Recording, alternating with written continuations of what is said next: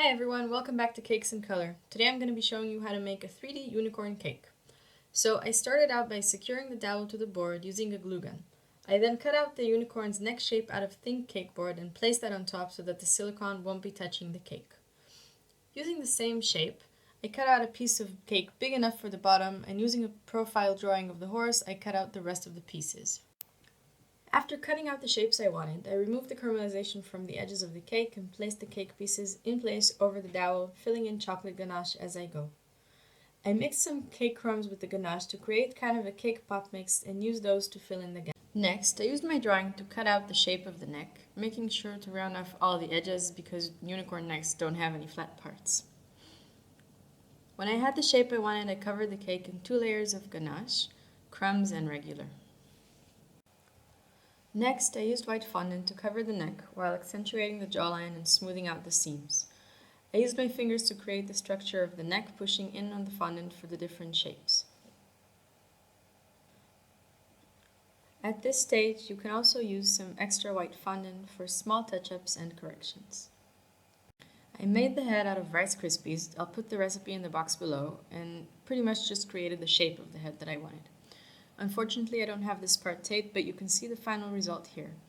I used a glass to support the head until the Rice Krispies have hardened, and there's a skewer going all the way from the back of the neck to the front of the mouth. To finish creating the shape of the head, I used white fondant and just added it wherever I needed more volume. Now, I thought I would need ganache to add the fondant to the Rice Krispies for a smoother result, but realized that the fondant sticks well without it, so I just covered the front in fondant, making sure to accentuate the unicorn's features.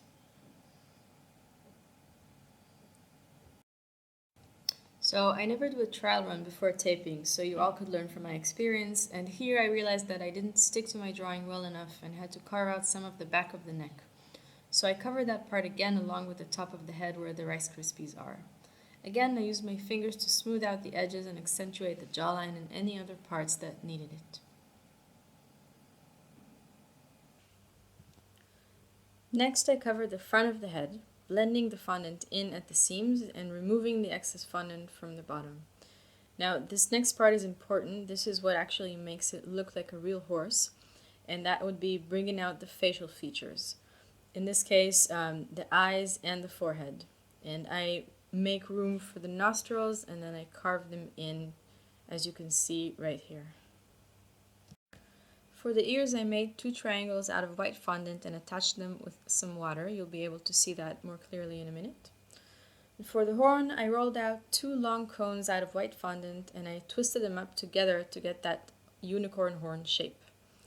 I also put in a skewer for strength and then put it right through the head, as you'll be able to see in a minute. To get the color, I used gold luster dust mixed in with some food grade alcohol, and I'll put the link below on that as well.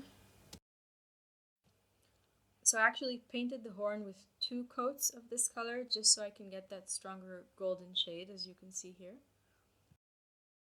For the eyes, I made 2 oval shapes out of black fondant and used white fondant above and below the eye to create the right shape and give the unicorn some eyelids. Of course, I did this for both sides, so you can see here the 2 eyes.